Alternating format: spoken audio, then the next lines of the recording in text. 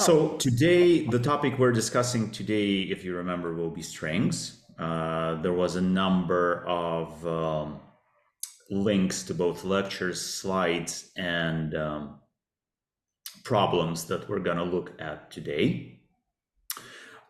We are still debating which topic to, discuss. Not next week, but in 2 weeks, because I'm not going to be available next Friday, but I will be available on July 19th. So that's in 2 weeks. And we were initially discussing doing images, but then the question is whether images are, generic enough to actually be worth going into and discussing, as opposed to some topics which are more about Python in general, like, for instance, doing 2D lists or nested lists, nested data structures, etc., etc. So we will probably get back to you on the next topic a bit later, after we have some more time to discuss it. And yeah, like the story about 25 cents, and yeah, let's double the wager to 35 cents. So sure, why not? We also have a running bets with Vicky, how many people are going to join us every session.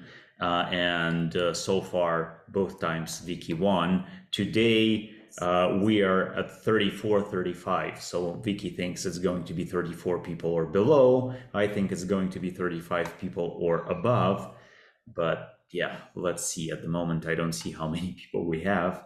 It's I will probably. actually say, Alex, I actually handicapped this in your favor because I went first. Okay, I picked the pivot point and I send out a mass email reminding people to join. And so, this is like everything in favor of having more attendance.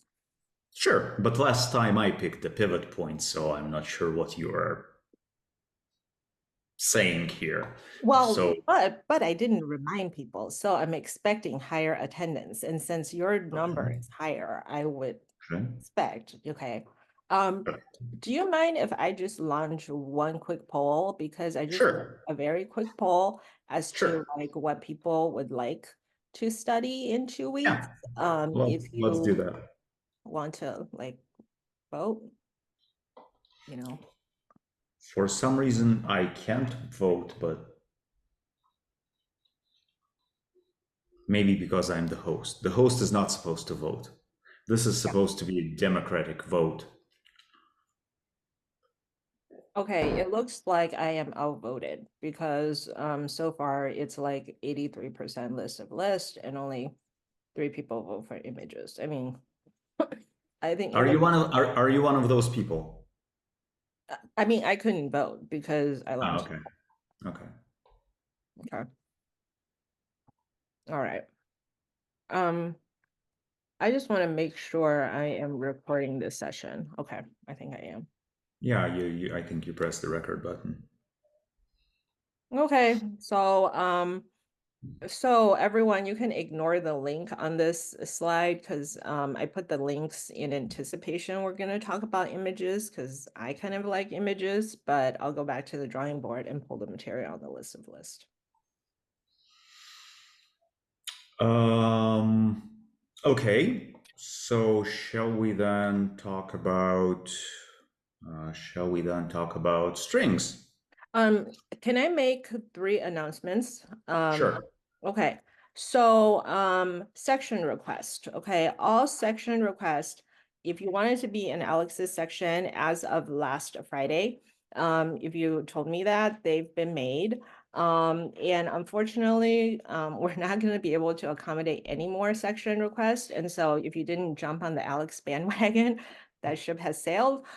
Because Cameron has graduated and moved on to a new job, and I don't know who else to like bug to get you changed sections. And so if you didn't get into Alex's section and wants to like talk to him, just come to section on Friday and then bug him after section. Um, But I think then we had enough time to switch sections, so okay. And then the second thing is, okay, I think most of the assignments we do from here on out, it would probably be helpful if you would download another IDE, and not the code in place IDE, because because that has some limitations. And so here I have included two links to help you download PyCharm. Um, and so I will include these two links in the email that I will send out this weekend. And so highly encourage people to at least download PyCharm, because some of the assignments you might not be able to get to run without having a different IDE. And then you can ignore this pillow library because that has to do with images. And then the last thing is um, the lecture links for the spring 2024 CS 106A has been like taken down because every quarter CS 106A is offered, and so that website is constantly updated. However, there is an old version of CS 106A from 2022 with many of the similar slides. And so I will be referring back to the slides from the 2022 version because the 2024 version slides are no longer available. So that's it. Okay, so actually talking about IDs and PyCharm, I can do a very brief walkthrough what you need to do in order to install and use PyCharm on your computer. So I think maybe we should spend like 10 minutes on that. And I see, Nate, you're writing about, using VS Code PyCharm, and I saw your message, I think you wrote today. We discussed, how to do graphics outside of the code in place IDE. And obviously there are other libraries, other modules which you could use to get the same results or even better results. And my answer to that is the one that I use is Pygame. And even though it has game in the name, it doesn't mean that it has to be necessarily games. It has, I think, more functionality than the inbuilt graphics module with the canvas and etc., which is in code in place. So that's one of the things which we can also sort of talk about later.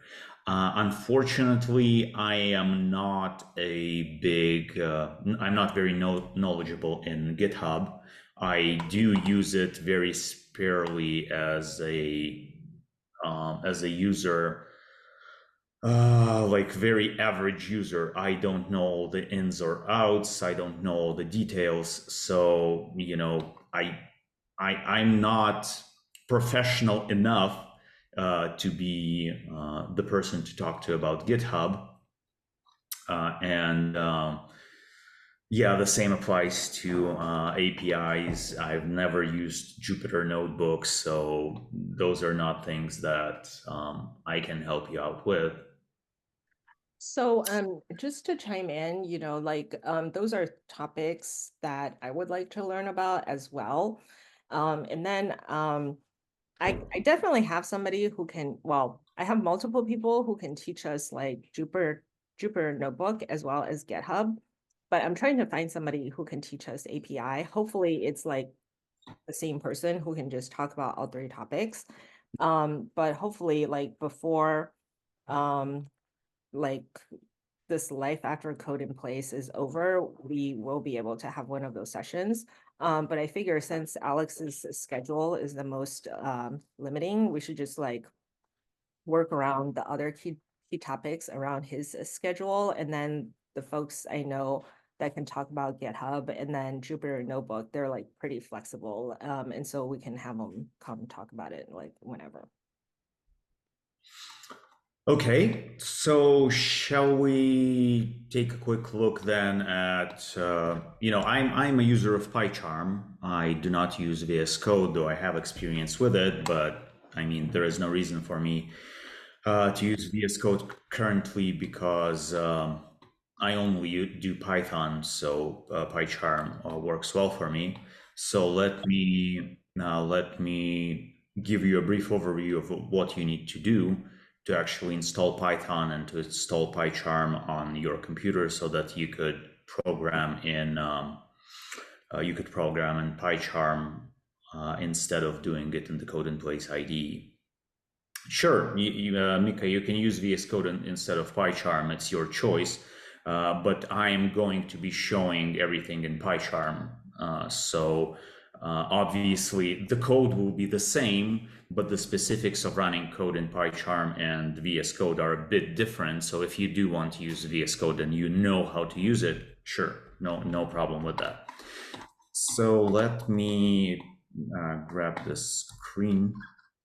Just give me a second. Let me open my Google, and I'll show you what you need to do in order to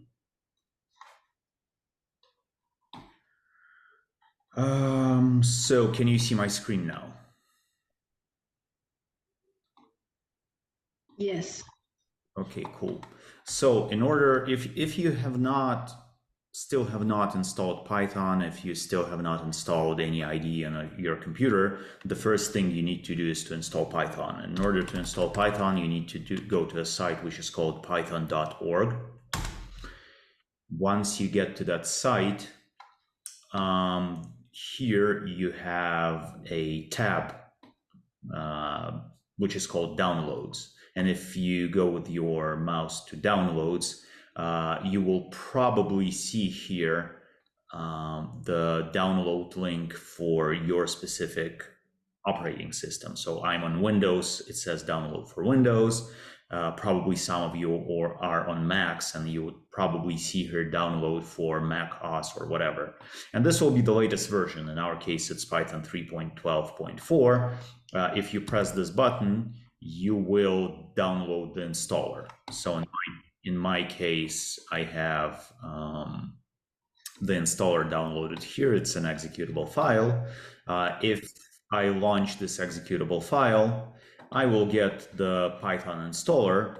And what you could do the install now in order to have the regular non-custom installation. The only thing I would urge you to do before pressing this button is actually clicking here to add a check mark to the phrase add python.exe to path. This will help you run Python from different locations on your computer. I will not launch it now because I already have Python installed, but if you press install now, it will basically install Python on your computer, and Python will be available to you. In order to check whether you have Python or not, what you need to do is either run your terminal if you are on Windows, or there is also a terminal on Macintosh. Unfortunately, I can't show you how to do it on a Mac because I don't have a Mac, but in Windows, you can press the Windows key R and you get this. You can run, type name of the program here and run it. And in order to open the command prompt, you need to type CMD, which is short for command, and press enter, and you will get a console window. And in this console window, if you type Python, if you have Python installed, you will actually launch Python. So I have like 3.11.6. So my version is not the latest one, but it's not that important. If you do not have Python, you will get an error here. So the first thing you need to do is to make sure, when you run Python, you actually get here. Let me quickly check whether there is something. Just go to terminal for Mac. Okay, so Griselda, thanks for the heads up. You can probably do the same, but on Mac, there is a possibility that you would actually have to type Python 3 instead of just Python, because as we discussed with Nate, I believe in the forums, since some Macs previously came with with Python version 2, you would actually need to write Python 3 in order to launch it. On here, it would not work. In Windows, it would not work. You'd need to type Python. So that's the first thing you need to do. Alex, it turns out that you have to enter Python 3 independent of whether or not there are older versions on your computer. Okay. So Leah in any pointed that case, out to me, and so you always have to do Python 3 for okay. Mac. Okay, thanks a lot for the clarification. Like, once again, I don't have a Mac, so I can't, check it on my own, using my own experience. So after Python is installed, you need to install Pygame if you want, sorry, not Pygame, but PyCharm if you want PyCharm. If you want to use VS Code and you feel sure that you can do it yourself, so you can install VS Code as well. So in order to install PyCharm, you can Google for it. If I type PyCharm, press enter, that will be the first one. If I go to that site, I will get this screen. And here there is a large download button. If I press download, I will get to this screen, and Professional is a paid version, so we do not need Professional. You need to go lower, and here you will have PyCharm Community Edition. So PyCharm Community Edition is completely free, and here you can see download, and you can select, what version you want to download. In my case, it sort of goes like Windows and Windows ARM 64. Usually it knows which one you need to download for your system, so you just press download, and you will also get an installer file, and you will just need to launch that file, and you will get PyCharm installed on your computer. Can see your screen with PyCharm. So you can see my Google right now. This is weird. What are you actually seeing right now? Because I think I'm sharing my screen. I can see you, Alex.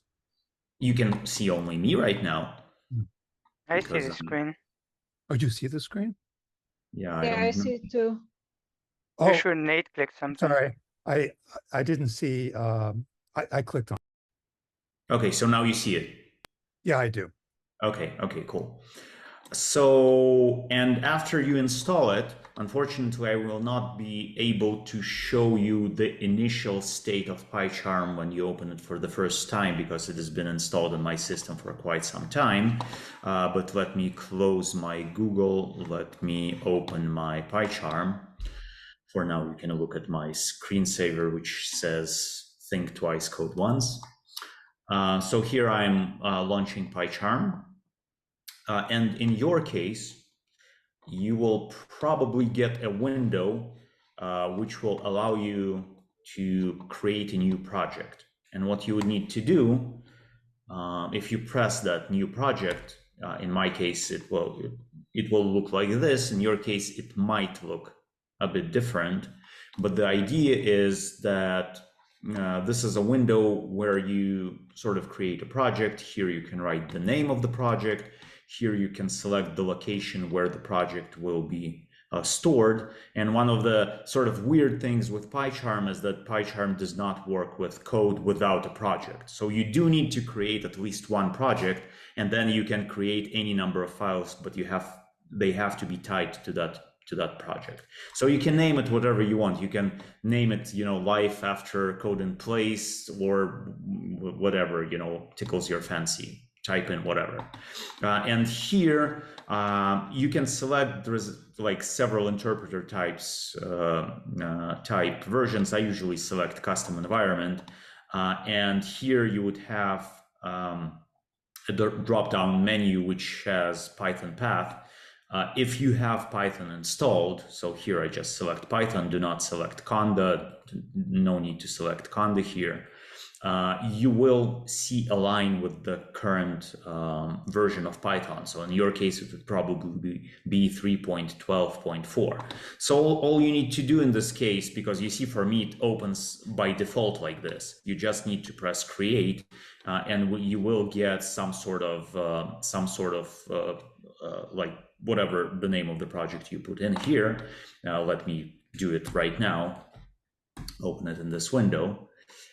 And I will get here in the left part, this is your basically project folder, project directory in which you can create new files. So if you right click here, you can do new Python file.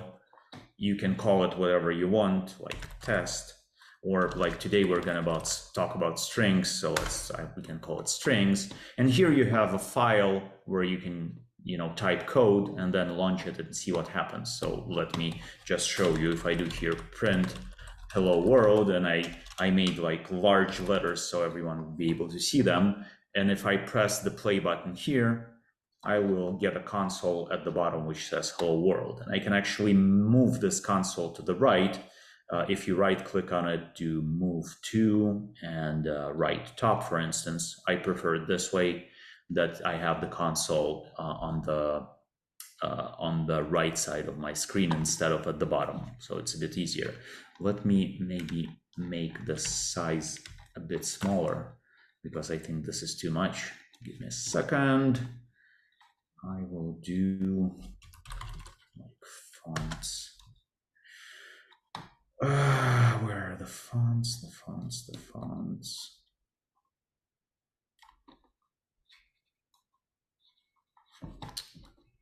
Yeah. Just give me a second because it's trying to hang up a bit. Console font, yeah, here.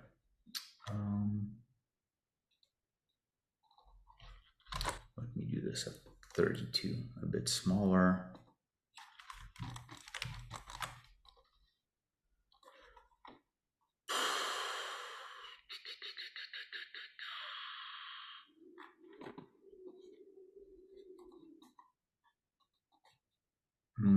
Sorry, give me a second. I don't understand why the other.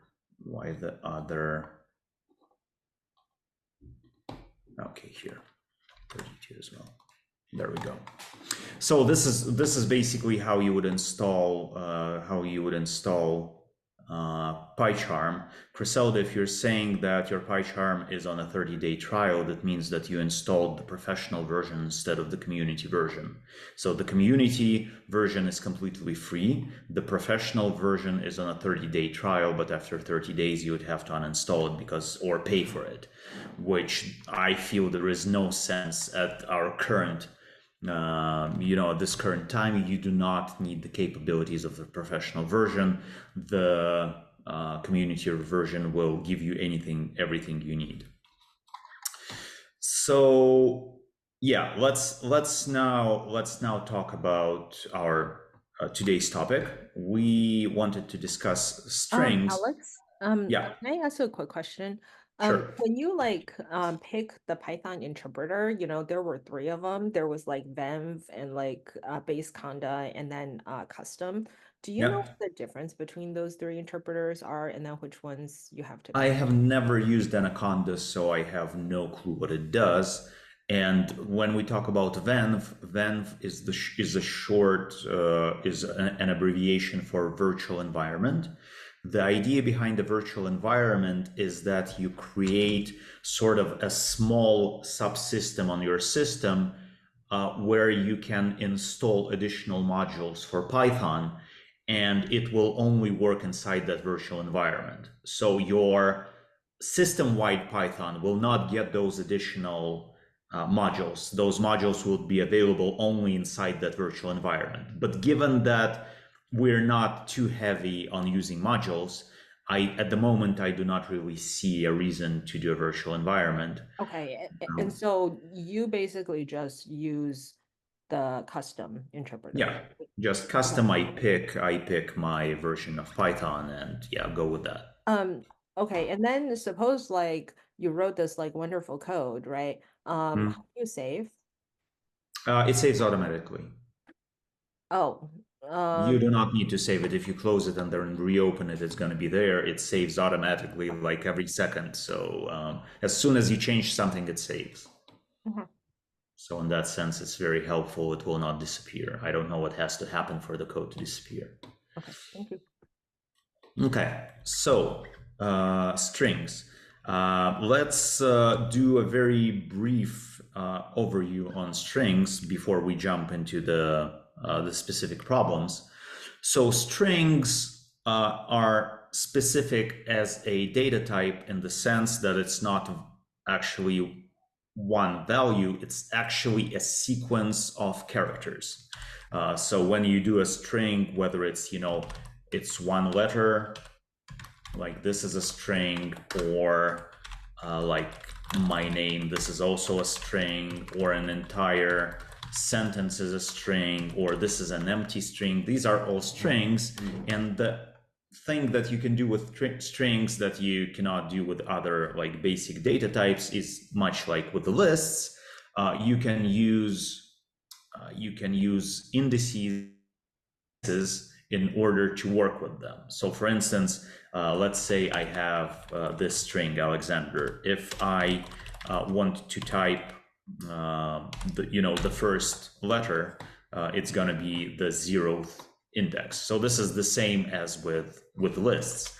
If I want to type the last one, it's going to be -1. So Python supports negative indexing. Negative indexing goes from the last symbol and then moves to the left. So -1 is the last one, -2 is the second last, etc., etc.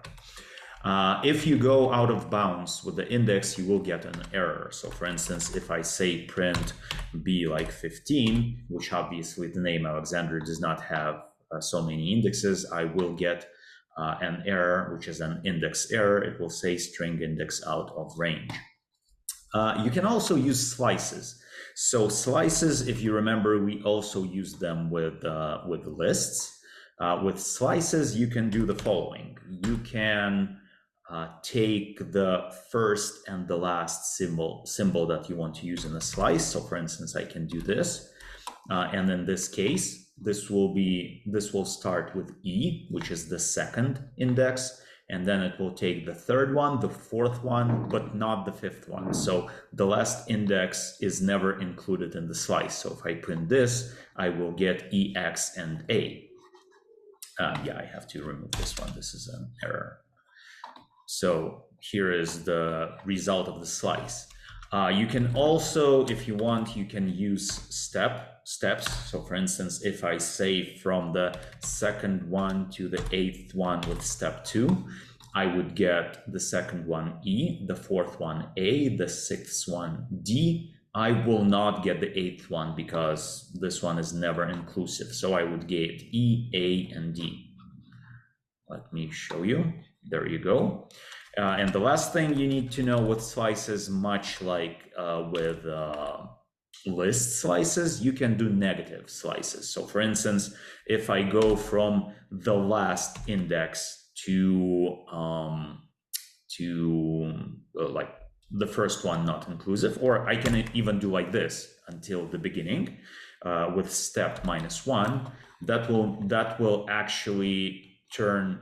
Even if I do like this will actually turn my name around. So if I do this, I will get suddenly someone with red neck. So I'm a rednexella. I learned this only recently, that if you turn my name around, I get a redneck. So this is a very quick way to turn a string around. You can start from the end to the beginning with step -1. But you obviously can do something like from -2 to -9 with step -2 as well. And that would be, E, N, X, and I think L, but I might be wrong about the L. Let's see. Yeah, E, N, X, L. So whatever way you want to use slices, whatever way you could do it with the lists, you can also do it with strings.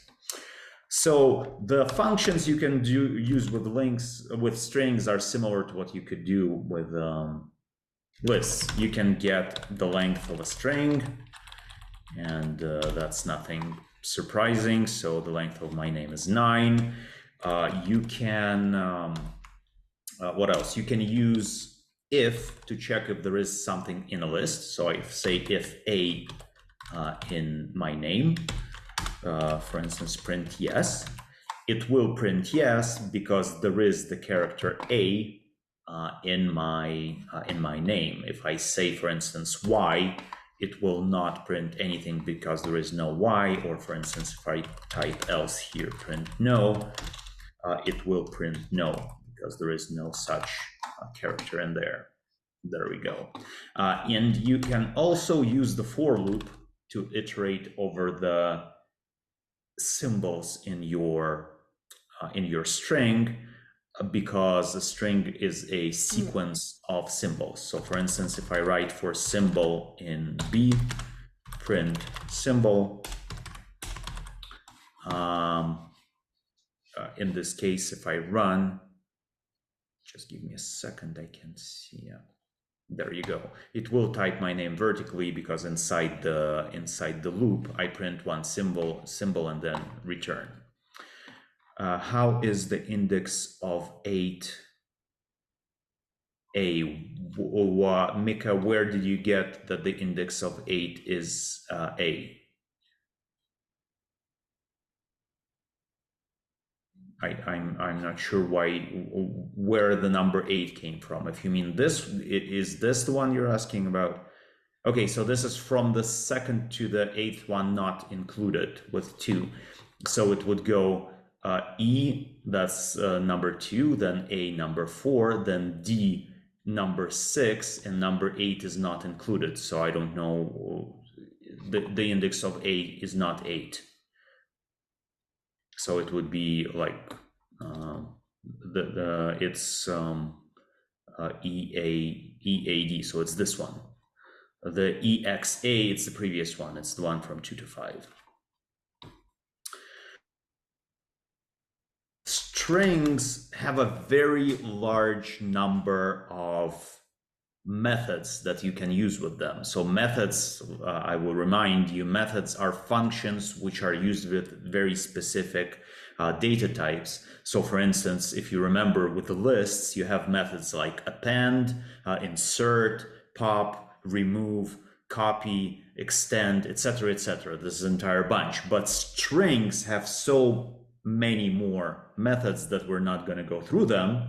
But we had a conversation with Vicky, and Vicky asked me, do you have some sort of, handout where you have like the most popular, the most useful string methods? And I did, because I taught this stuff for the past 2 weeks. So I sent all of my handouts to Vicky, and she promised to put them on Google Drive and sent you guys a link later so that you can have access to them as well. So thank you, Vicky.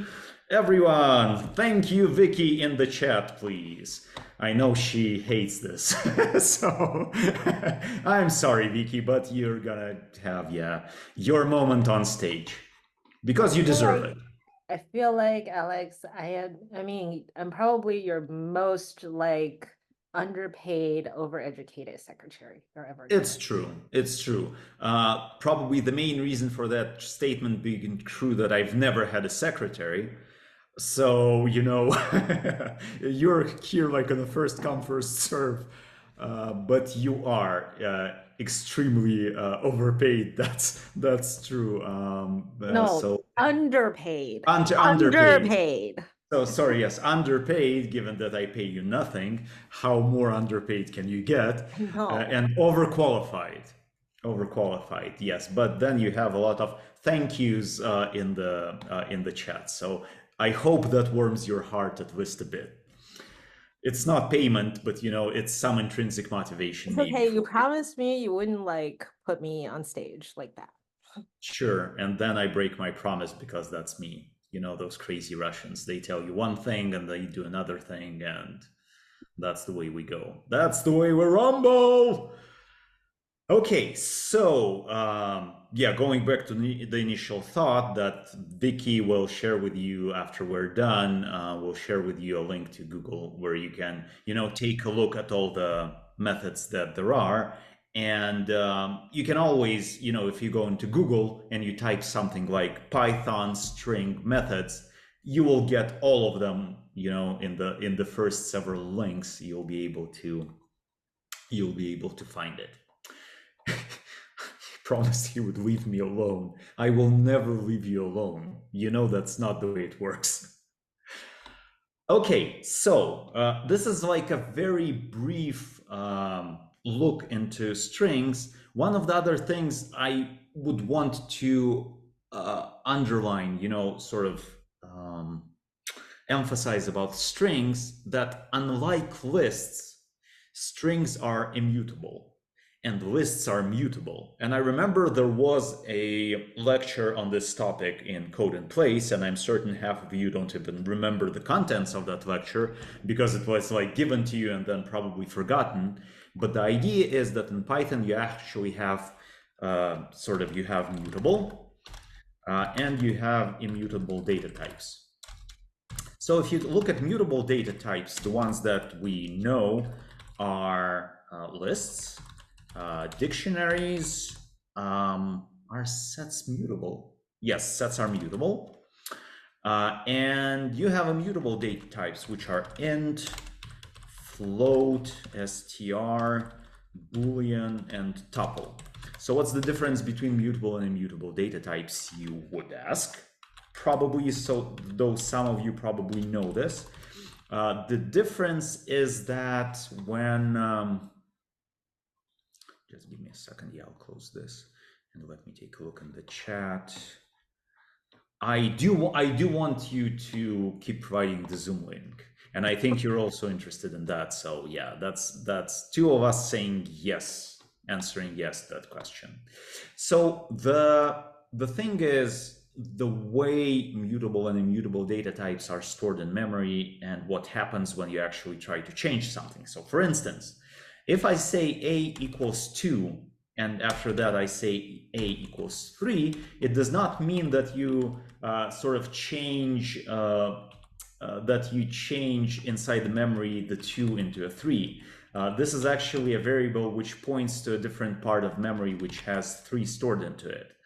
And for instance, if you say b equals a, and then you say b equals 3, a still points to 2 and b now points to 3 in memory. So those are two very different variables. But with a mutable data type, for instance, if you go list1 equals 1, 2, 3, and then you say list2 equals list1, both of these variables are pointing to the same place in memory, and since lists are mutable, you can do something like this. Oh, this is just bad, but I'm gonna do it. And then sort of you print list1, and you will see that list1 is now predictably blah blah to 3 because I changed 1 to blah blah. But what people, if I print list2 after this change is made, list2 also has blah blah in the 0th index. And the reason for that is that both list1 and list2 are actually pointing to the same location in your computer's memory. And when you change one, you change the other. There is another way to demonstrate this. I will do list1 append 4. I will do list2 append 5. And if we print both, you will suddenly find out that both of them have 4 and 5 attached to the end of the list. And the reason for this is these are not two different lists. These are two pointers to the same list, and you have to bear this in mind. The difference with strings is that you cannot do this with strings. So for instance, I have a string which says ABCD. I cannot do this because strings are an immutable data type. If I try running this, I will get an error. I will not get an error for some reason. Oh, here it's on top, which says strings objects do not support item assignment. So you cannot change a string by using indices. Moreover, if I were to do this, you would say, if you do this, sort of, aren't you changing the string? In reality, you're not exactly changing the string. You are just asking for the string variable to point to a different location in memory where this is stored. And this remains somewhere else in memory. Your variable just stops pointing at that. So if I do print string here, I will get the new result, but this does not mean that I changed the value. I just started pointing to a different value in memory. And the reason why I'm going through all these explanations, because you have to remember, for instance, let's look at two very similar things. Let's say I have a list, which is a list of five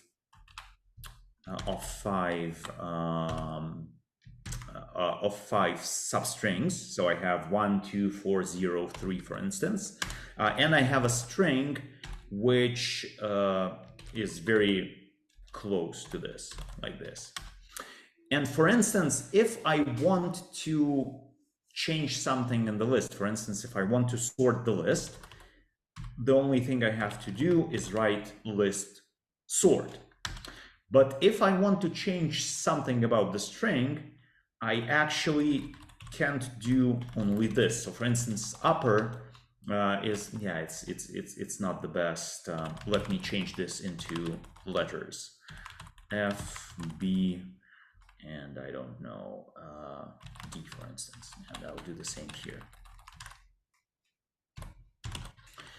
So this will change the list. This will not change the string. And we can actually see this if I print list. Let's just do it list 1, string 1. If I launch this, you will see that, will we see, why aren't we seeing it? Not supported. Okay, list 1. Of course, I forgot to change it here. One more time. Did I? String 1. Okay, one more time. There we go. So now you can see that the list is sorted, but the string remains unchanged. So nothing changed about the string, although I applied the upper method. The reason for this is that I actually have to save it back into a variable. And if I do that and launch it, you will see that now the change takes effect. So anything which, any method that works for a list, it doesn't have to be saved into anything. The list is changed in place because it's changed in the same memory location.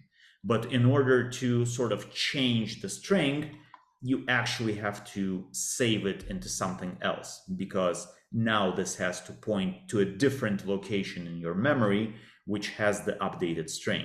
And the old location in memory will remain with this thing. So those will be two different memory locations. And you always have to remember this, the difference between lists and strings, because otherwise the data types are very similar to each other. Let me quickly look. Is there a reason why when you repeat a variable, the second one gets underlined? Yes, because here PyCharm understands that I'm not using this value anywhere, and it sort of goes, why are you first storing the first one and then immediately store the second one without using this one? So this is not an error, but it's sort of a warning, because you see it says redeclared string defined about without usage. So PyCharm is sort of saying, why did you define it then if you're not even using it? So yeah, like Nate is saying, it's just a PyCharm warning. Wouldn't everyone prefer lists to strings in this case? Not necessarily, because there are reasons why some data types are immutable.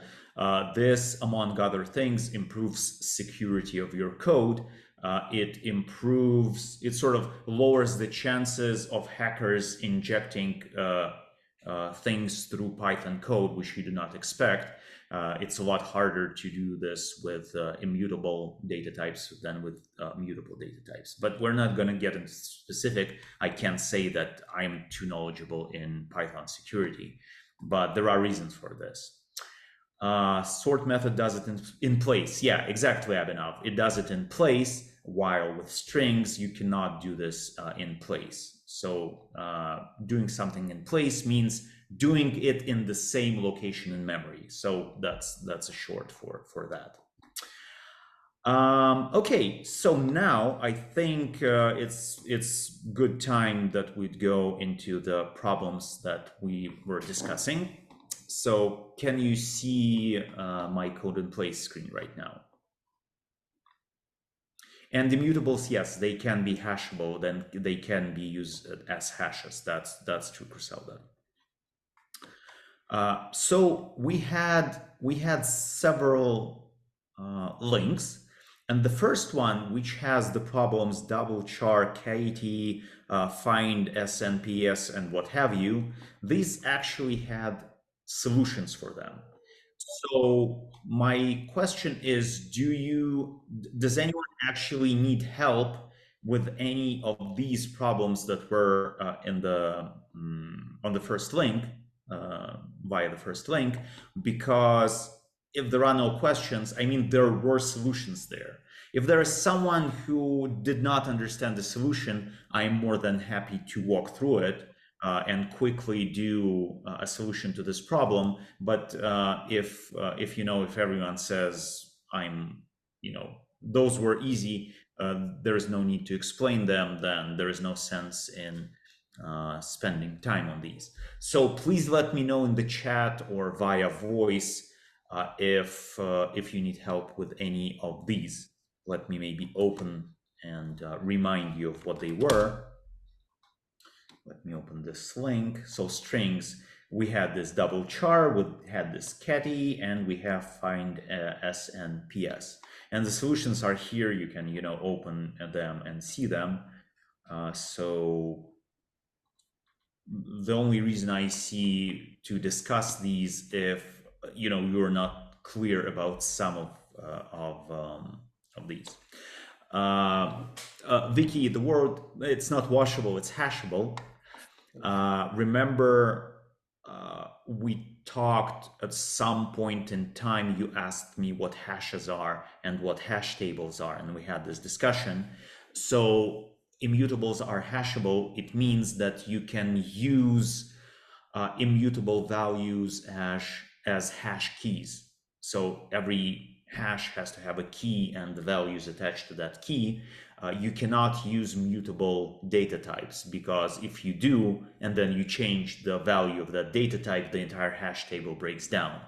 So it has to be an immutable data type in order for the hash table to correctly function.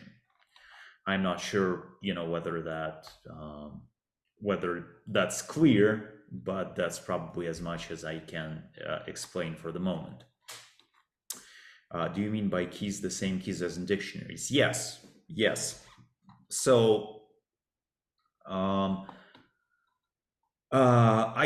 wouldn't want to go into hash tables right now because it's a very specific topic and it would take time to explain it. But the keys are the same as in dictionaries. Yes. So in Python, hash tables use the same syntax as dictionaries. So we are talking about the same keys. And that's the reason why in dictionaries, you cannot use mutable data types for keys because dictionaries are also based on hash tables. Okay, so it seems it seems that no one had any issues with these three specific problems. We're not then going to spend time on them. Griselda, you're asking, are arrays mutable or immutable? When you say array, do you mean a list or do you mean a specific array implementation in Python? Because Python does not have basic arrays. Python uses lists, which are different from arrays. So lists are mutable, as we've shown before. And a string is not an array of characters, no, at least not in Python. In other programming languages, yes, you could say that a string is an array of characters. For instance, like in C, that would probably be a correct way of putting it, but not in Python, no. Yeah. So I had some experience with C. In C, it's the same. It's in Python, there are different data types. It's not the same as a list of characters. These solutions are accessible. They should be accessible. So you just have to print solution and you'll get the solution. So the question is, if you have not tried these problems, then yeah, you just have to click on this button, you'll get the solution. So then let me take a look at the next one, at the next link, which is WordGuess. And I would think that WordGuess is something that we need to Alex, discuss. Um, Yes. can I suggest that you go to the third link? Cause I think that one is gonna be faster than WordGuess, and then those Sure. will also have solutions, and so well, they're slightly more complicated than the first three. But if people don't have questions, you can skip these two and then go to WordGuess. Okay, so let me find them. There's a lot of stuff here where Right, I mean, this was okay, the here they are. Here they final are. review for Yeah, CSS. I found them. I found them. So I don't think, do they actually have solutions here? They Because I don't. do. If you go to the very top of the document, Yeah. there is a button that says solution. Oh, solutions. Okay. Okay. So then let's check as well with these two. So now we know, thanks to Vicky, where the solutions are there at the top. So you can also take a look at them there. But once again, the two problems which we have here, like password maker and longest consonants, if someone wants me to go through one of these, I know that longest consonants is probably a bit more difficult. I think password maker is actually quite simple if you know what to use.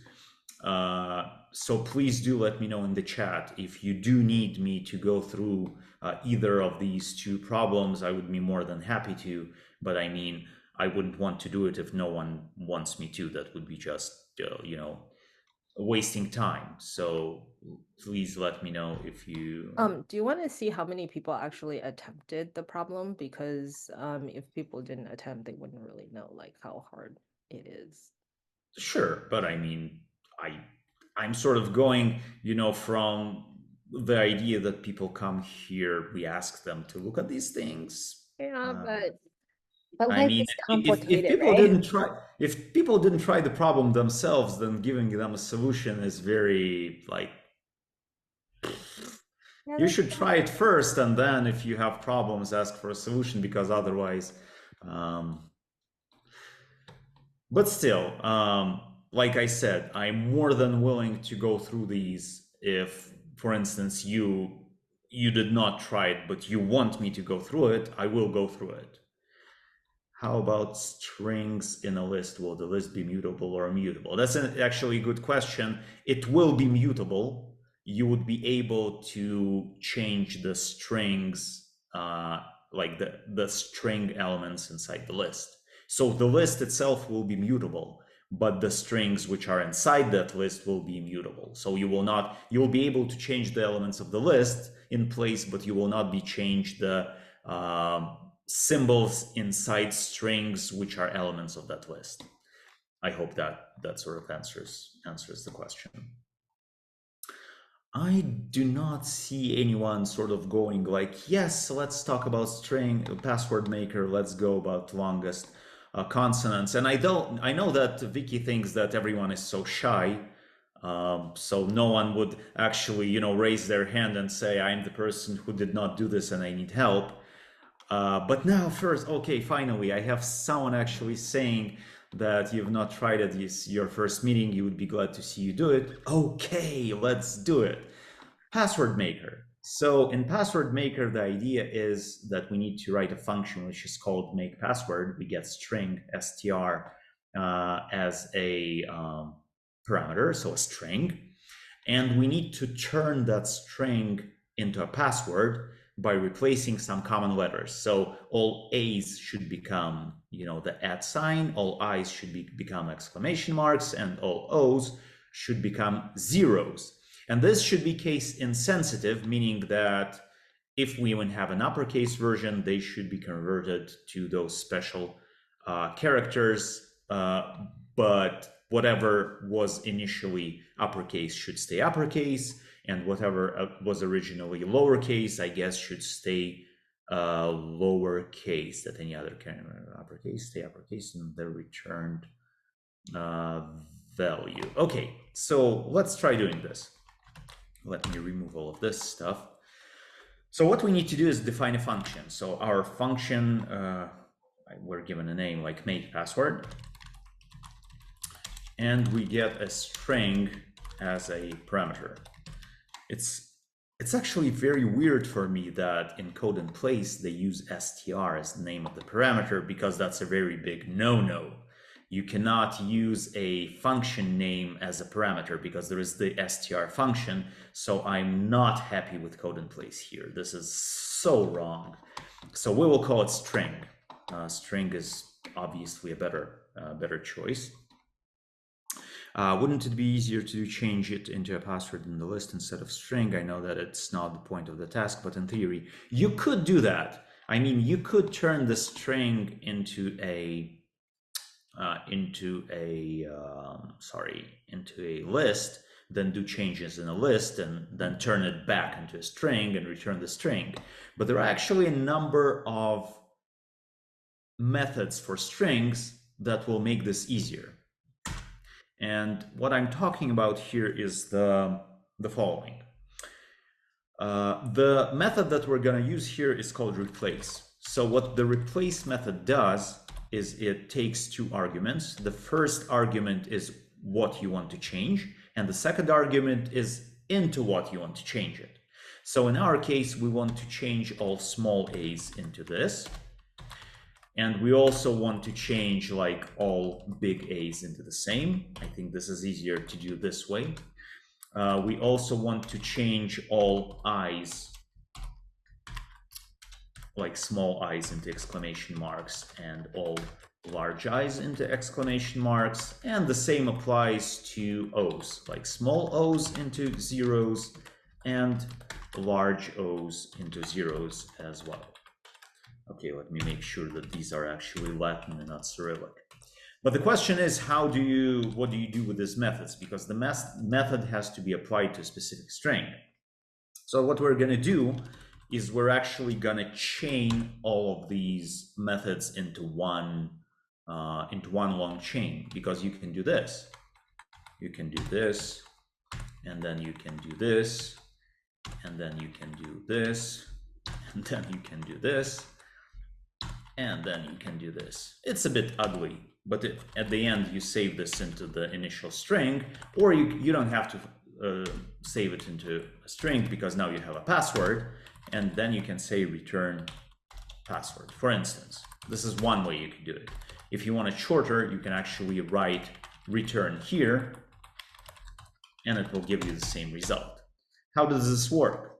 So basically, you take the string, then this method replaces all the small a's with this symbol and returns the result. Then you take this result and you apply, because the result is also a string, and now to that resulting string, you can use this.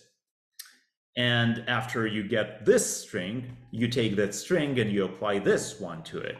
And yeah, this is exactly, it's like piping, exactly. So you go on and you go on and you go on until you get the final result, and then you return that result. So it's actually a one-line solution, and we can check this. So for instance, if we print the result of calling make password, let's try like A, B, C, and what do we have else? We have I, O, U, for instance, and A, B, C, I, O, U in capitals. And let's see what it will print out. You will see that the A is changed, the B, C remains unchanged, the I is changed, the O is changed, the U is unchanged, and the same is here. The A, the I, and the O are changed. All the remaining letters which are not A, O, or I remain the way they were. And yes, replace finds all of those instances, and it changes all of the instances into what you want to to change them. So yes, there is no need to iterate over each character. The method does it by itself. I'm sure that's what's written inside the method. So inside the method, there is an iteration which does this for you, but somewhere someone has already, done this for you, so you don't need to invent the bicycle when the bicycle has already been invented. The method, yes, like Min is saying, the replace method itself iterates over the string, exactly. If you have a multi-work string, I'm not sure what you mean, Nate, when you say multi-work string. What does that? What do you mean by multi-work string? Multi-word string. Okay, that's a typo. Yeah, multi-word is what I meant. Yeah. Right, but I mean, in our case, even if I placed spaces here, it would not change anything. It would still work. The spaces would remain spaces. Got it. So that a space is just another character, and we could have changed space to something else. For instance, we could have changed, change all spaces, for instance, into underscores, because you cannot have spaces in a password, for instance, and then there we go. We have underscores instead of spaces, so that always works. And also, you could actually remove spaces if you replace something with an empty string. That actually removes the character from the new string, from the resulting string. So as you can see, no spaces, no anything here. They're just removed. So this is one way of deleting something from a string, is by using replace to replace a character with an empty string. So I hope this is clear with make password. It's a very simple one-line solution. So let's comment this out, and let's talk about the second one, which is a bit more interesting. It's called longest consonants. And the idea is that you get also a string into this function. And what you want to do is find the longest substring. Vicky, we discussed this, that's multi-word. So that's a typo, that's not multi-work, that's multi-word. Like T9 or whatever. So with longest consonants, we're trying to find the longest substring which consists only of consonants. And in our case, the Y letter is a consonant as well. So how do we do it? The way you do it is, first I will create two variables. I will create a variable count, which will actually count the number of consonants that we encounter in a row.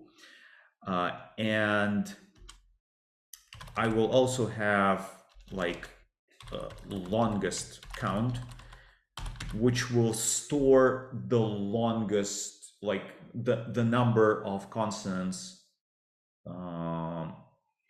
in a row, the longest one that I found so far.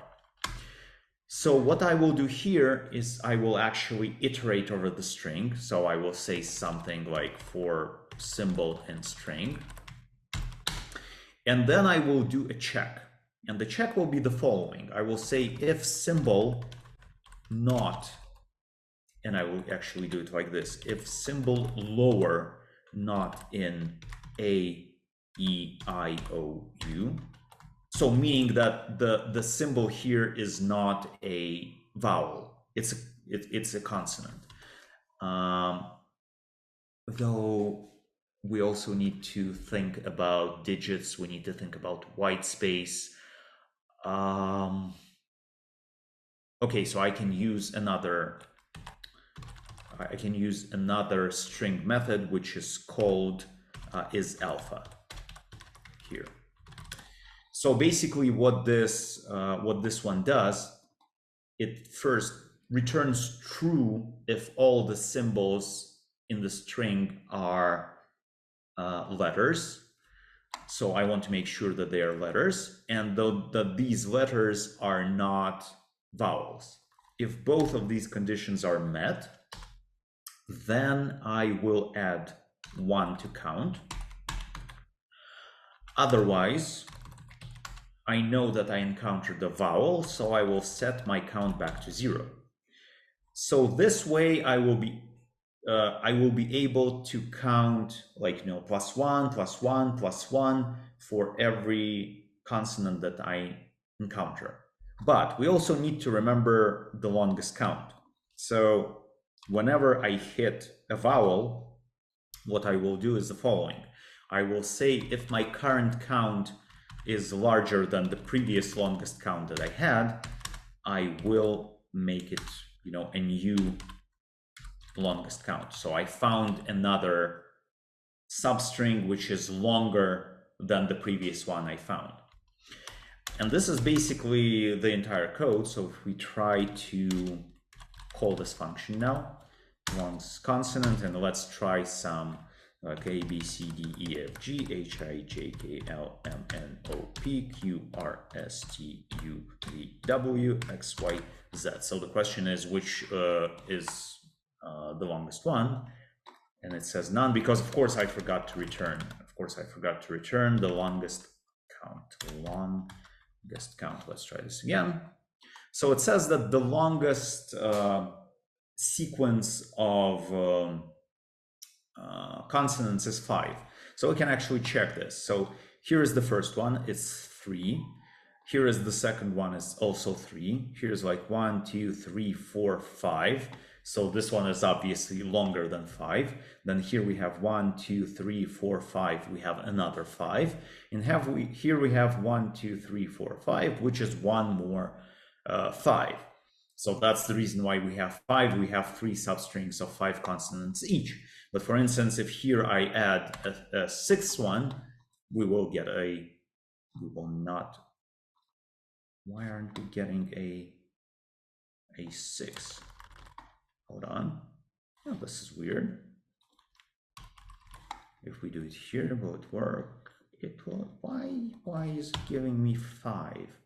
What if you put a vowel at the end of it? Like here? Yep. Yeah, and I think this is the okay. Yeah, the problem is that I do not do this with the last one. I do not do this with the last one because there is no vowel at the end. Okay, then I will have to move it from here to here.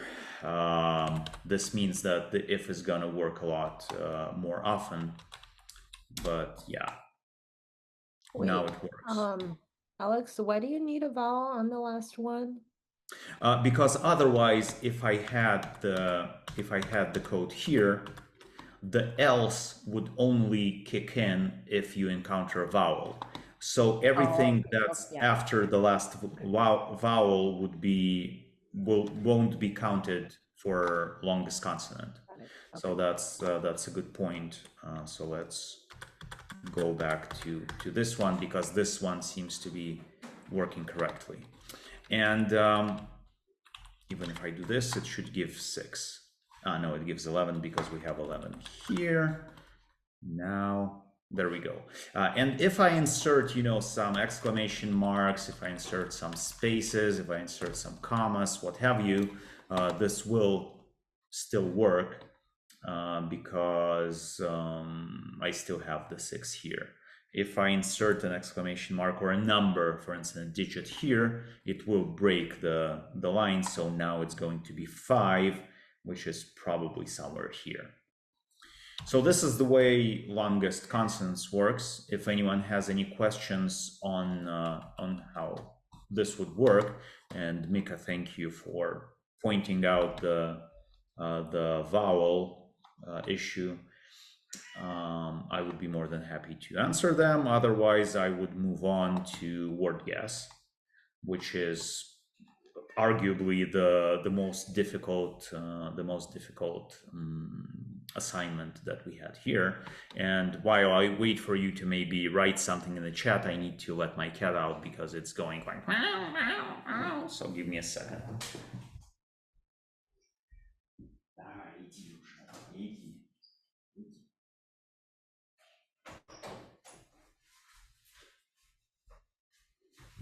Okay, the cat is done.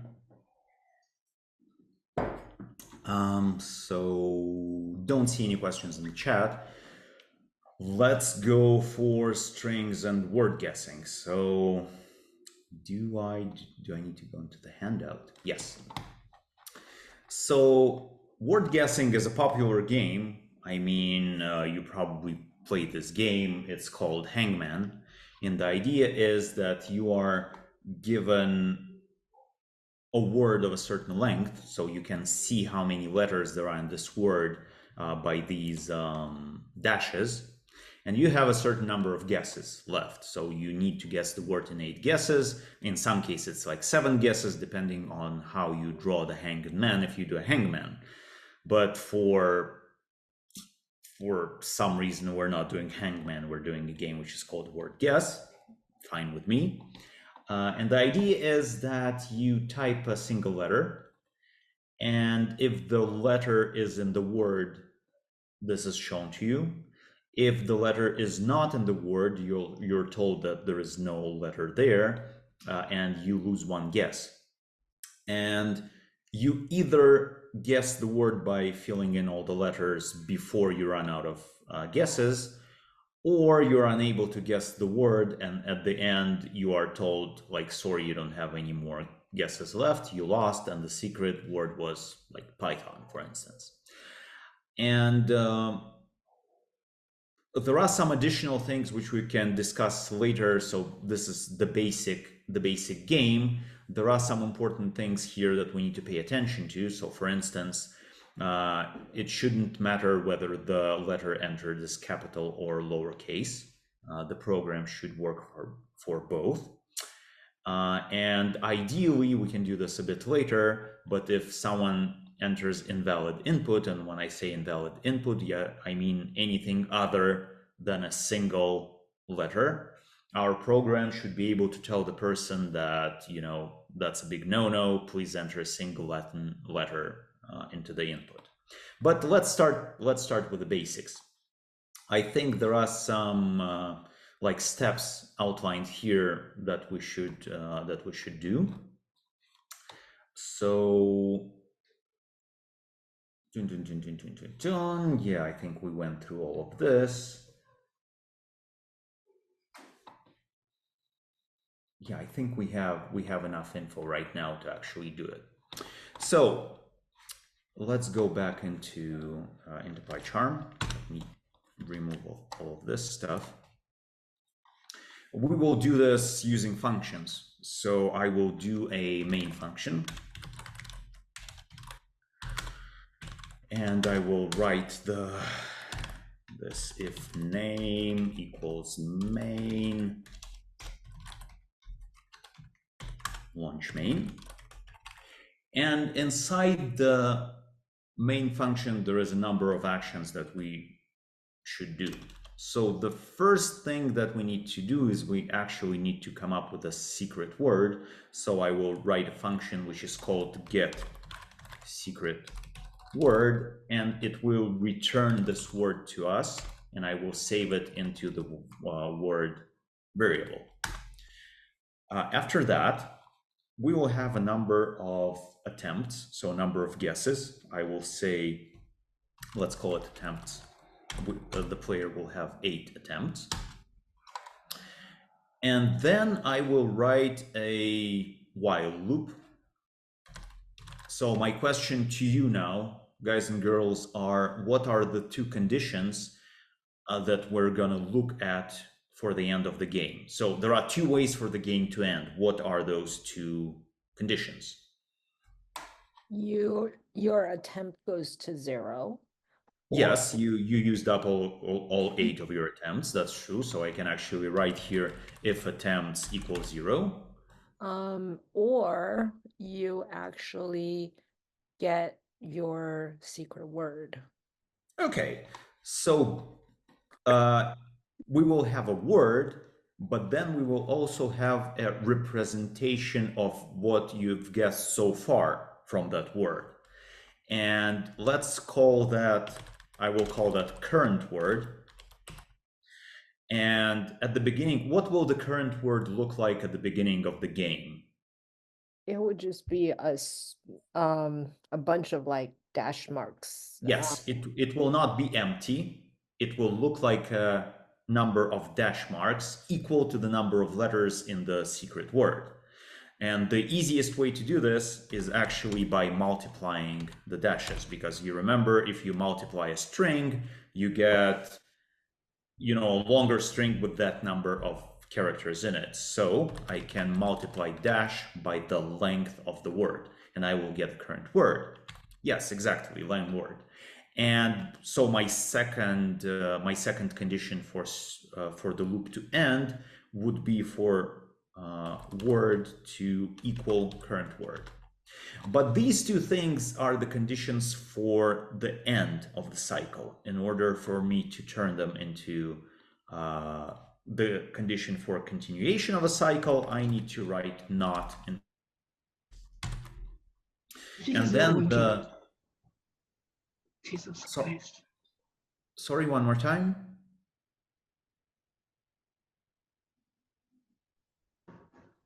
I thought I heard someone say something. So,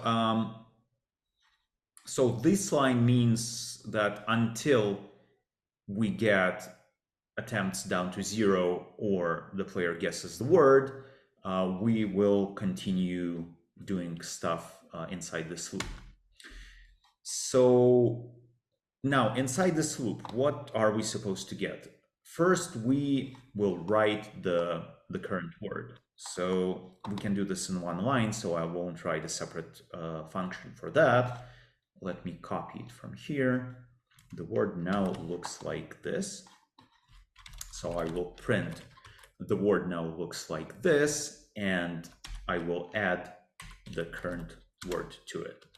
So we're done with that part. So the next thing is I need to say you have like this many guesses left. My question is, with one, you have one guesses left. Not very nice. I would write you have one guess left. But let's try this again. Like print, I will do this through an F string. I don't have to do this through an F string. Let's do it without an F string. You have str attempts guesses left. And now we have this. So the next thing we need to do is ask the person to input a letter, make sure that letter works. And here I would do it as a separate function. So I would write guess equals to get valid guess, sort of from the player. So that will be a second function that I would want to write. So just to remind ourselves, we need to write a function which is called get secret word. And we will need a function which is called get valid guess.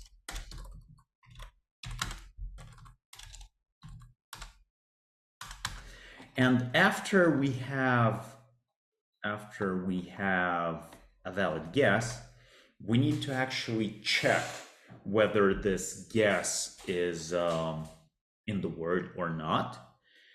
And depending on this, we will sort of affect the number of attempts that the person has. So how would we do this? We will obviously write another function. I'm saying, don't you have to write add guess equals valid guess before while to avoid the fence post error? No, I don't, because my while loop does not in any way depend on the guess. So I do not need the guess at the beginning.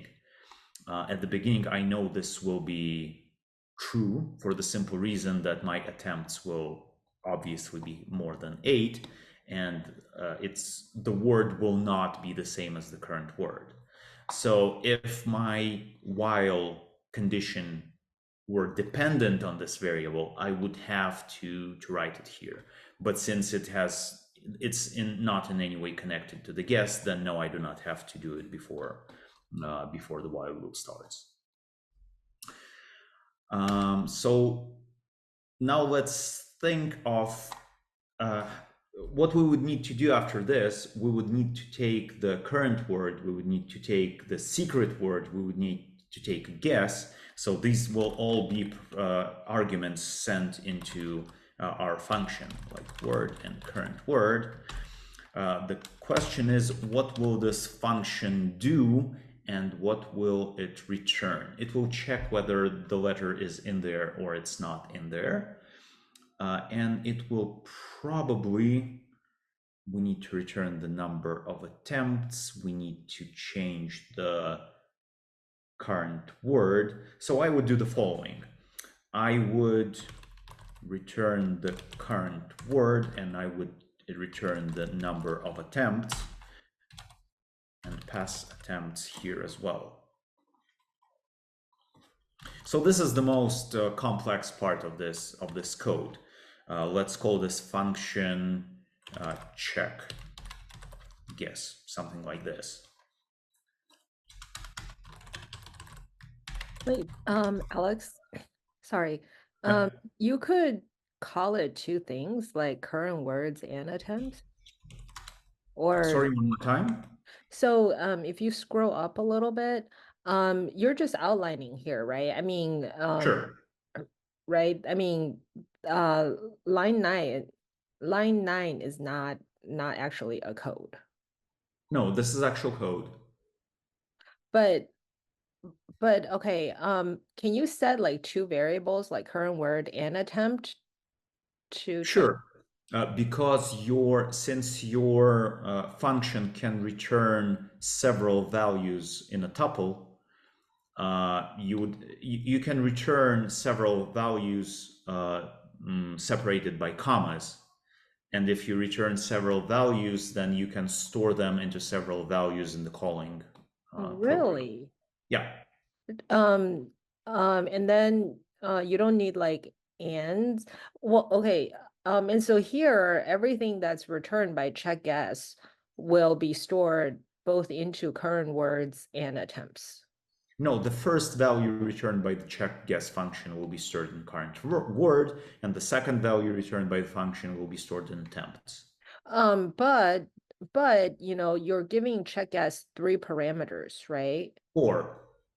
Oh, right, 4. But there is no correlation between the parameters that go in and the result that goes out. Okay, so I guess, you know, well, we don't really know how many returns check guess is going to return, okay? But if there's like more than 2, It's gonna break. what happens to the extras? I believe that they will break, because if you return 1 or 3, it will say that there are too little or too many variables. So that's why I have to make sure that this function returns only 2 values. I will not do it otherwise. Sorry, one other question. Okay, you can't, can you break that statement into 2 and then have it return to a different things? Not sure what Do you you know what I'm mean. saying?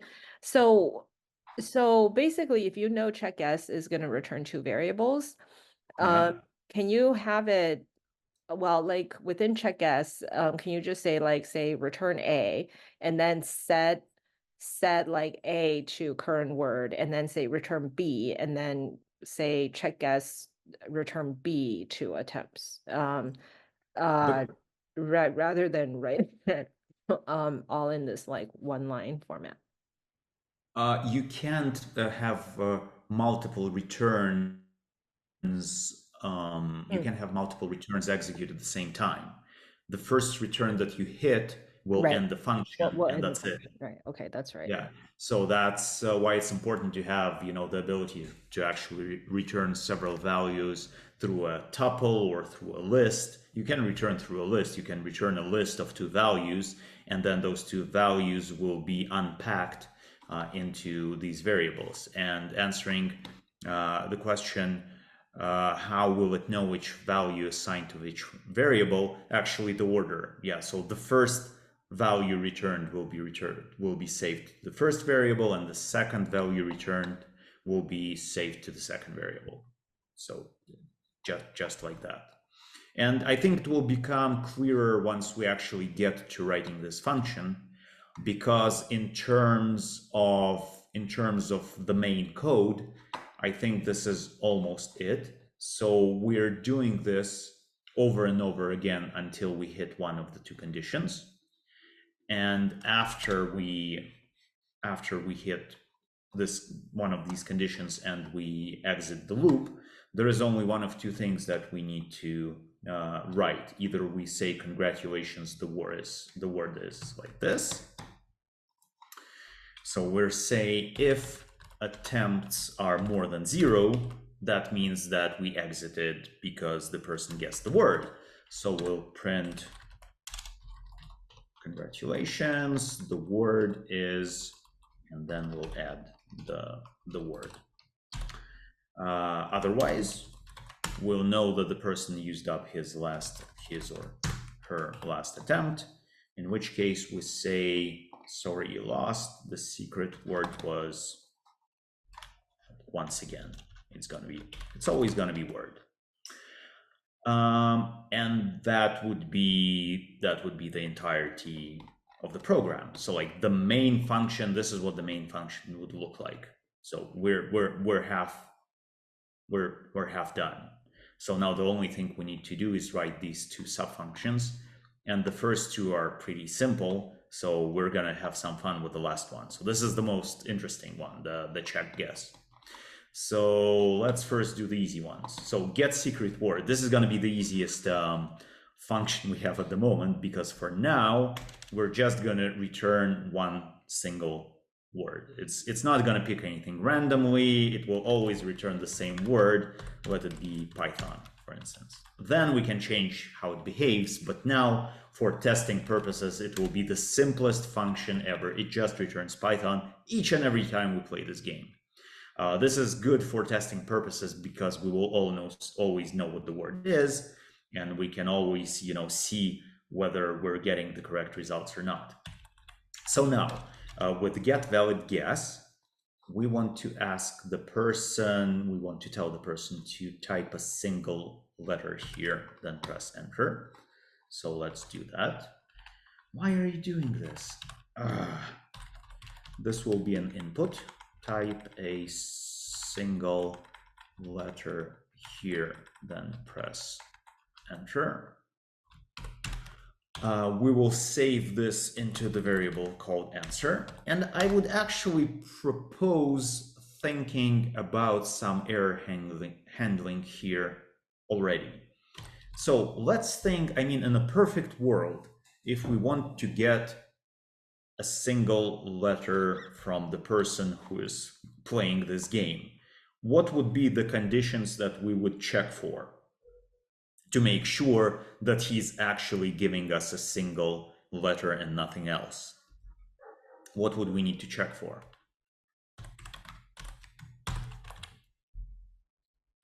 You could check for length, right? Exactly. That's the first thing we need to check. We need to check that the length is, only if it's exactly 1 are we happy with the answer. If it's anything else, we just say, forget about it. We don't even want to check anything else.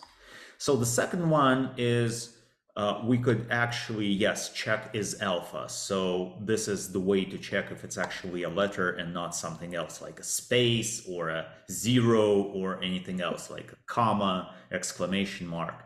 So we need the length to be 1. And we need answer to be is alpha.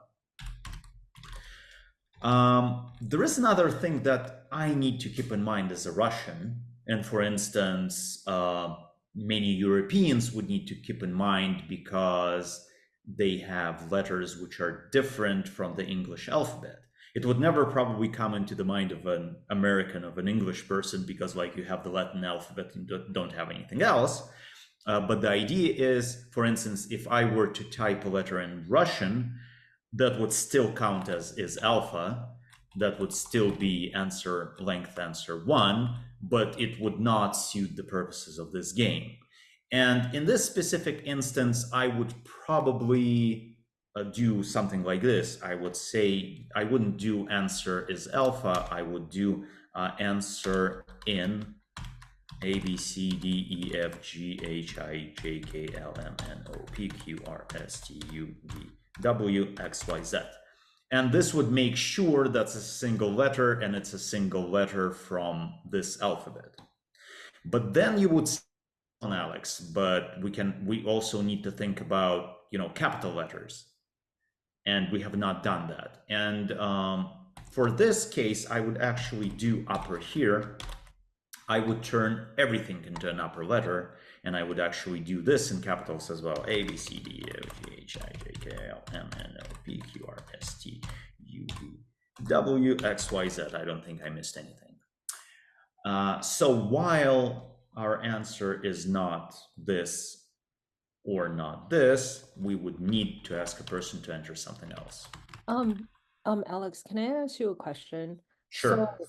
So I had a little bit of a problem writing this condition because if I read the instruction correctly, okay, I think what the instruction says is if you enter 2 letters, okay, it doesn't penalize against your guesses.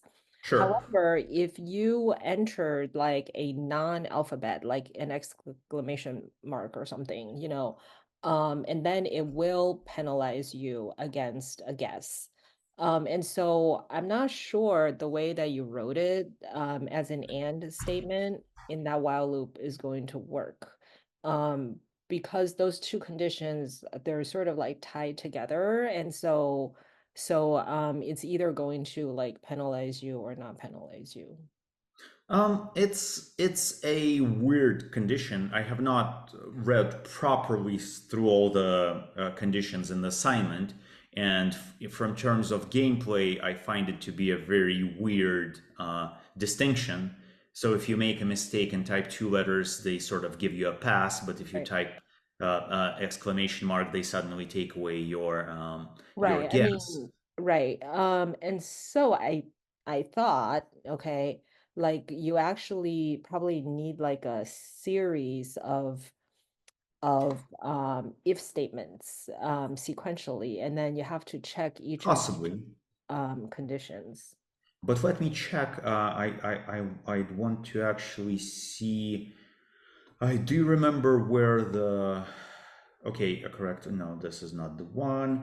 If the user guesses a character such as period exclamation point, that is not a letter and therefore would not be in secret word, you can just count that as an incorrect guess. Okay, I mean, let's do it the way they ask us to do it. And if you see any other inconsistencies in my code, just let me know, because right now I'm thinking more in terms of how it would be more user friendly. So I have a bit of a different mindset, but in terms of using like sharpening our knowledge, maybe it's good that they have like these different conditions. So yeah, then I would do this differently.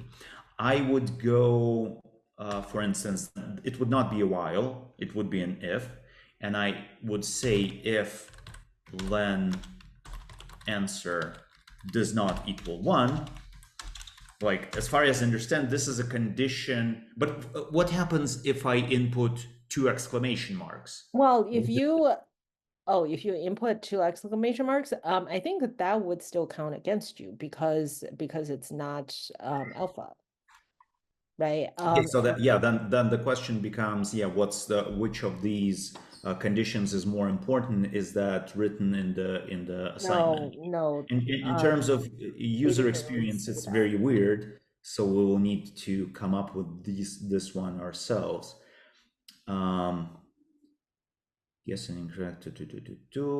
I had to consult like my best friend ChatGPT how to like write that. Okay, if the user guesses something that is more than a single character, your program should tell the user that the guess should only be a single letter and accept a new guess. So if you have multiple exclamation marks, it would still tell you that it should be a single letter, judging from the way it's written right now. Well, and not penalize you. And it will not penalize you. Right. Yes, exactly. So in any case, if it's not 1 letter, we type this. We say guess should only be a single character, and that will end our function. So at this point, our function should end, and we will return something into guess. And this is a good question. What do we return in this Well, why case? would your function end? Because wouldn't you want it to like loop back and then ask you for a new input? No, because the way the program, it seems, is built right now, at least here in the assignment, you see it tells you guess should only be a single letter, and then it returns to the top of the loop. It says Oh. the word looks like this, you have these many guesses, etc. Got it. So once again, for me, this is not, if I were writing this program, I wouldn't do it this way, but I mean, we have an assignment, so let's stick to the assignment. In this specific case, we need to return something. But then the question becomes, what would we return? In my case, given the way I written the main, I would probably return none because I don't have a guess. And then here I would write if guess. So if there is a guess, please do this. Otherwise, if it's none, it will pass this condition. This condition will be false, and then it will go to the top of the loop. So is this logic clear? It's not the most straightforward, but yeah, I mean, I get it once you. Okay. So now that we know that the answer is strictly one symbol, now we have to make sure. So sort of like if answer in these, because these are the only No, ones that. because like you are oh right, yeah. Okay, sorry, yeah. So we are sure that it's one letter, and if it's any of these 26 letters, in this case, we simply return the answer. All the other ones, well, actually, since we're gonna compare it, we can return it anyway. Return what? I mean, if the person, for instance, if the person enters an exclamation mark, there is obviously no exclamation mark in the word that we came up with. So we don't need another if. We can simply return the answer here. And if it's a valid letter and it's in the word, it's going to be there. Otherwise, it's not going to be in the word. And the person will just get, incorrect. There is no exclamation mark in the word. Is that the way it's supposed to be here? Do we have? I don't know what you're Do we talking have an example with an exclamation mark? We probably don't. You can just count that as an incorrect guess. That's the way I would read this. So we don't actually need any of this now.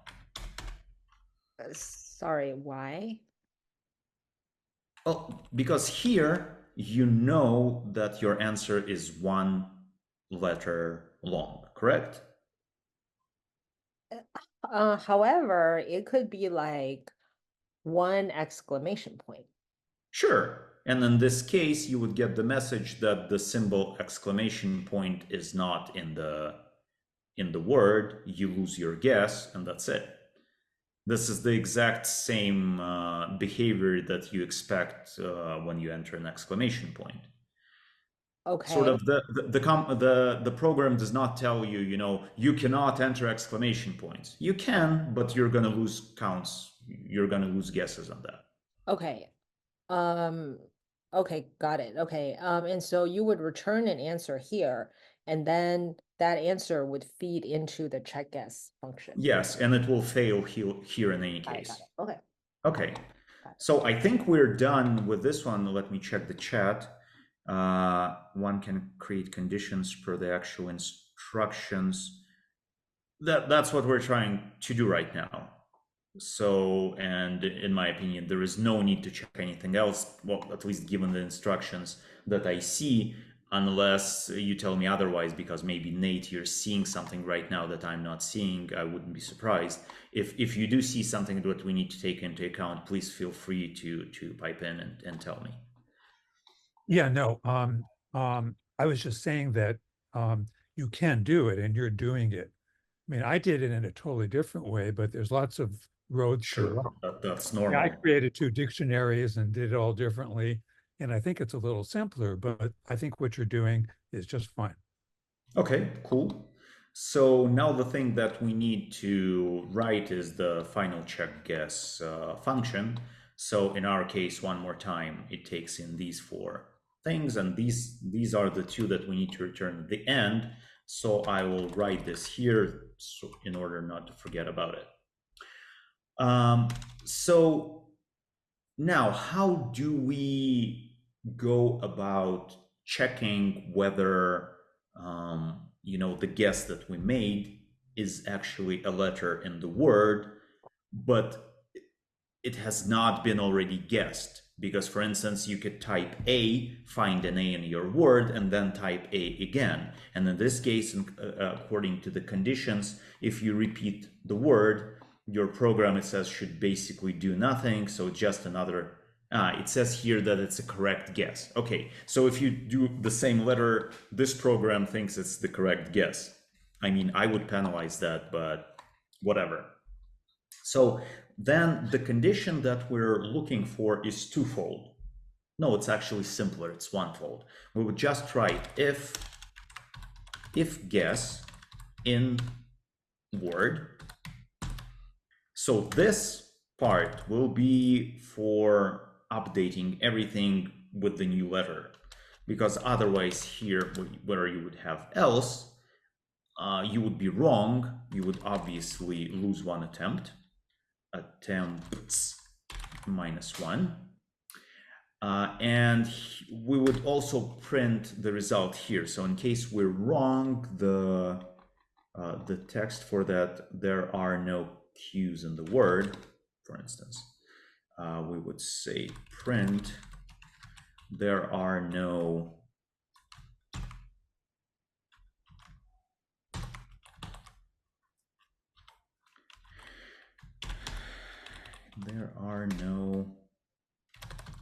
whatevers in the word, and that's that. The current word remains unchanged, and we lose one attempt in the process. So let's talk about what we would need to do if this letter is actually in the word and we need to put it in there. Here's the way you do it. You would actually need to go index by index over both these words. So I would write for I in range len whatever, they are both the same length.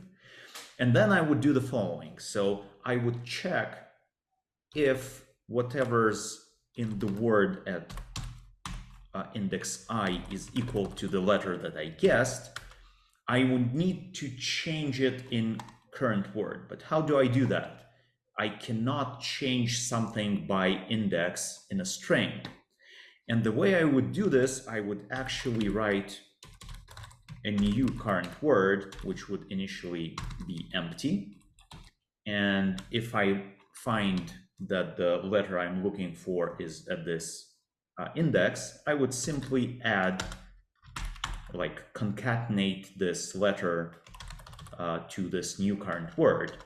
Otherwise, if it's not there, what I would concatenate is whatever's currently in the current word at that index.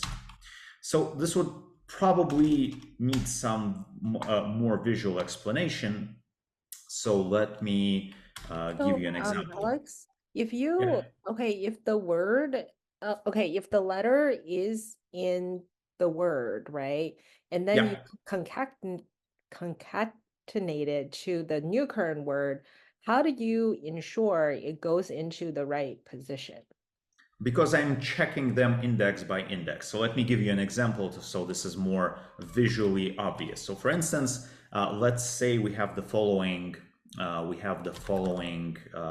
parameters at the beginning of the function. Let's say we are guessing the letter A, and the word that we have is banana. So that's the word we need to guess.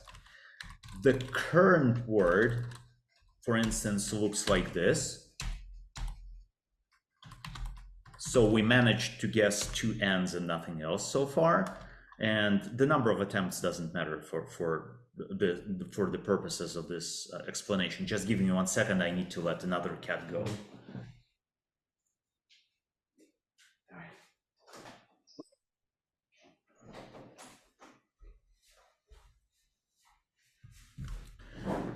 So in this specific situation, I would check if guess is in word, and obviously A is in banana. So I would go here. I would create new current word. It will be an empty string. So here, right? So now I go with I. The first I is obviously 0. And I look if in the word, the letter B corresponds to A, and it doesn't.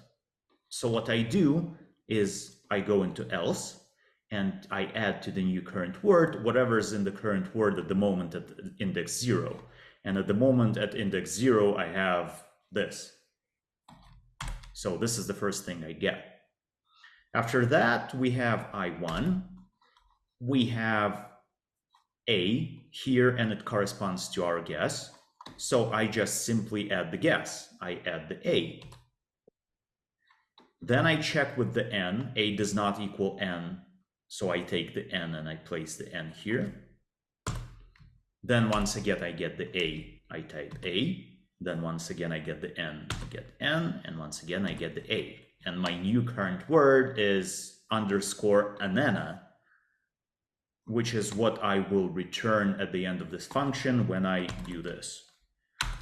The only difference is that I would probably need to put this here, and I would need to put this like the old current word, and I could actually do attempts -1. I don't even need to do this. So does this make it clear what the idea is? I'm sort of creating a new string by concatenating letters one by one, depending on whether it's true or false. Okay. Attempts have to be reduced in the first return as well? No, because attempts is the number of wrong guesses you can make. Yes. And here it would be a correct guess. So even if the letter is already in there, which is counterintuitive for me, I would actually add a second component here and says that would say and guess not in current word.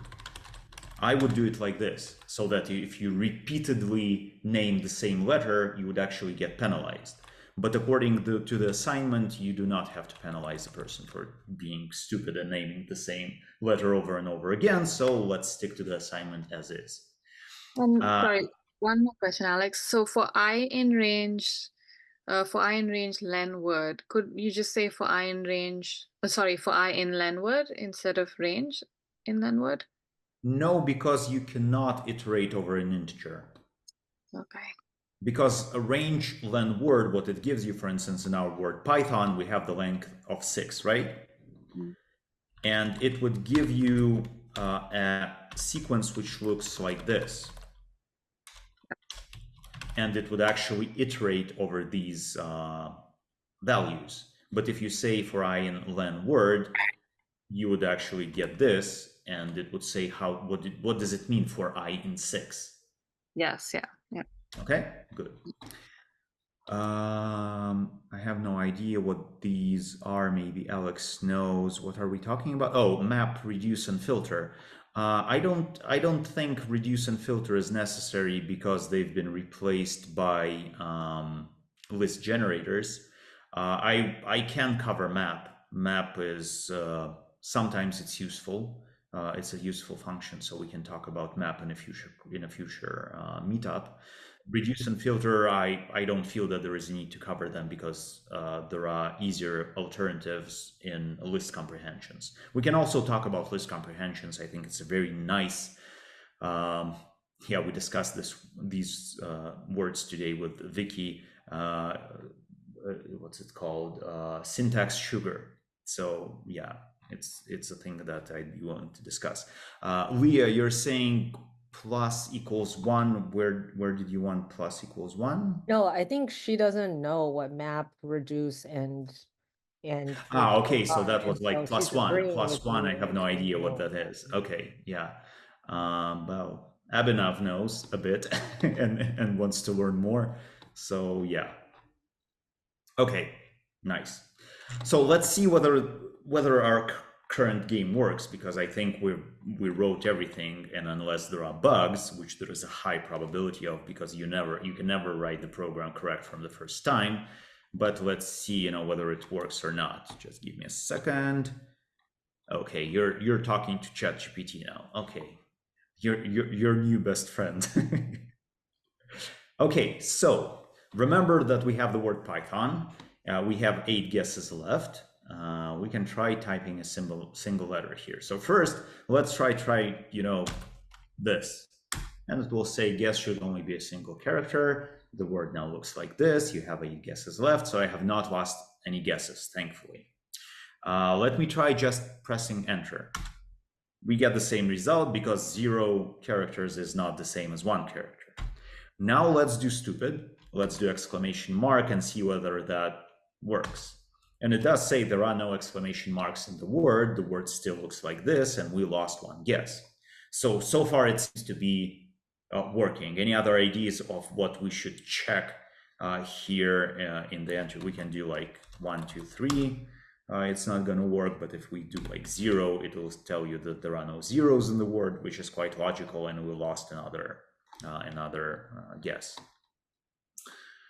I think maybe you are meaning to reply to Abhinav's comment, maybe. So now let's try actually guessing a letter. Let's start with a letter which we know is in there. So let's do a lowercase letter T. And it says like the word now looks like this, and there is an uppercase T in there. So good stuff. Let's now try inputting a letter which is not in the word, like, I don't know, A. And it says there are no A's in the word. The word still looks like this. We have 5 guesses left. So we have this. We have this. It seems to be working. Let's do something stupid. It still doesn't allow stupid. 3 guesses left. Well, let's try winning this one. Let me see, maybe there are some ideas in the chat of what else we could do. Speaking of list comprehensions. Yes. Yeah, I see some of you already know your list comprehensions. I'm not using them on purpose because people would just go like, Alex, what are you doing? So let's try to guess this word. I think it's an N. And it says, congratulations, the word is Python. So now let's try losing on purpose. A, B, C, D, E, F, G, H, at least there is an H, and then I say I, and it says there are no I's. Sorry, you lost. The secret word was Python. So far, it seems that our program is working fine. We got what we wanted. We even added the validation check. So we can only enter single letters to get, the result we need. Now, let's get back to secret word, because at the moment, it's not very interesting to have just one word which repeats over and over again. So there are several ways this could be done. The first proposal in the assignment is to actually have a list of words. So let's create, for instance, first, for instance, we could have attempts which would be constant, and we actually change it here. So we can change this constant at any time at the top of the program and have a different number of attempts for a user. Now let's have a list of words that we want to choose from randomly. So for instance, Python, I don't know, JavaScript, I don't know what are, like, we have like Rust, we have, I'm not going to put R in here, that's a very short programming language to guess. We could simply have Java. Yeah, C is not also a very good example. You could have the, Scratch. Sorry? A computer. Computer.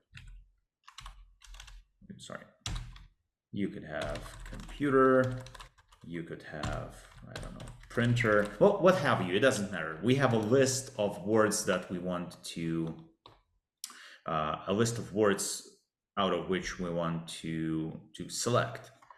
Shouldn't number of attempts be equal to the length of the word? I don't think that's written anywhere in the assignment, and actually in the actual Hangman game, there is no correlation between the number of attempts and the length of the word, really. Yeah, someone said Swift. Let's set Swift, not a problem. HTML, not exactly a programming language, but neither is computer, so works fine. And here in the get secret word, instead of this, we will import random. And here we'll just do random choice words. So choice is a function which selects a random element from a list and then returns it. So now we can get a different word. So I guess this one is Java. That would be my guess. Congratulations, the word is Java. So the next one is obviously something different. Is it computer? Maybe. Yeah, too easy to guess at the moment. So as you can see, now we have sort of a more interesting approach in which, instead of just having a hard-coded word returned to us, we have a random word from a list of words. But this is also not the best way. When you have like a ton of words inside your program, that's not good. The best way is to actually have a file which stores words outside your program, so in a separate text file, for instance, and then you read these words from that file, select a random one from that list, and work with that specific word. In order to do this, we need to know file input. And I know we talked with Vicky, and Vicky said, well, we have not covered, file input yet. So shouldn't we do that after we cover file input? And you know what, Vicky, I tend maybe even to agree with you, simply for the reason that our 2 hours are up. Yes. And I'm thinking maybe we could We need actually to let you go. leave this for a bit later, and you will have the chance to learn it yourself and apply it yourself. And then maybe at some point in time, we will talk about files. We'll talk about reading from files. We'll talk about writing from files. So that will be one of the topics we'll be covering. So why don't we leave this until then? And when we do come to it, we can actually remember this program, come back to it, and change it. How does that sound?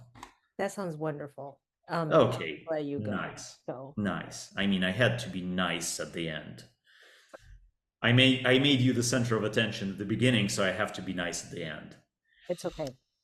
All right. So still, if there are any questions right now that any of you have regarding this specific task, I would be more than happy to answer them. If not, then we will see you next time in 2 weeks. So once again, it's not next week because unfortunately I won't be able to make it. I'll be on a business trip, but in 2 weeks. We agreed that we will do list of lists, or 2D lists, whatever you may call them. You probably saw some of the assignments when you were scrolling through to find strings, so you can see that they are also there. And yeah, and that's it. So if no more questions, I was happy to see you all. And I think I lost once again. Is that right, Vicky? I don't think we had 35 people. Yes, I don't think we had 35 So people. it's okay. 3-0 Vicky. Let's give a big hand to Vicky. 3-0. It's okay. I feel like I should stop like humiliating you. Oh, come on. You can continue doing. I don't mind. Well, I mean, Maybe I secretly enjoy it. Who knows? it's okay. Well, have a good trip, Alex. Thank you. Thank you. And yeah, we'll see you in 2 weeks. And I'm sure Vicky will send you an update with some links and some reminders. Okay, thank you everyone, and yeah, everyone have a great weekend, and until we meet again. Oh, Alex, quick Yeah. note. You saw my message about the ball, right? I think I did. I'm not sure which one you're talking about, so. Well, it's okay. Because I thought you would get a kick out of this. So this adds to the legendary story you can tell people about like the Joe Cool pigskin. Because the person whom I acquired. Oh yeah, I Yeah, remember. isn't Yes, that I so read that one. cool? I read that one. Well, I think since 2 weeks from now, I hope that I will already have it. I will actually show it, and then I we'll have the story. I certainly hope so because I've been checking on it every day and I don't know where it is right now. So, I don't even know if it left the United States. So we'll see. Last time I looked, it hasn't. So Well, we don't it's know. it's So, it's probably still somewhere um, somewhere in the but I US. thought it was like so cool, It like is. It is it was quite, it's a actually very like weird combination of factors. I know. I was like, wow, I had no idea who this person was. Anyways, I just thought that was very cool. So, we should let you go. Okay, take care. Yeah. All right. See you, everyone. Bye bye.